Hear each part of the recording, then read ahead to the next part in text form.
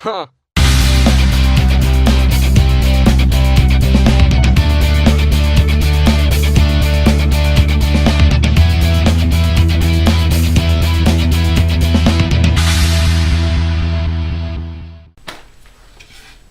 Hey folks, here's a kind of a quick Jonah extra for you. You ever doing routing templates, and if you've ever tried to just punch a hole into the middle of a board as for a template, and then file it or sand it square and straight and all that kind of stuff, and get it the actual right size that you're after, it can be tricky.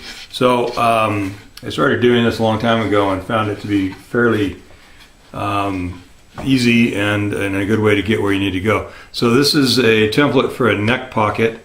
It's a 40 millimeter wide neck pocket. It's the E335, ES335, and so it's only 40 millimeters because it's not the full width of the neck. But anyway, so I just needed a pocket. I want to be able to lay it on top of the guitar and have enough template, enough area to be able to prop the thing up level. Probably going to be shaving the back of this off on the taper to meet the taper of the body.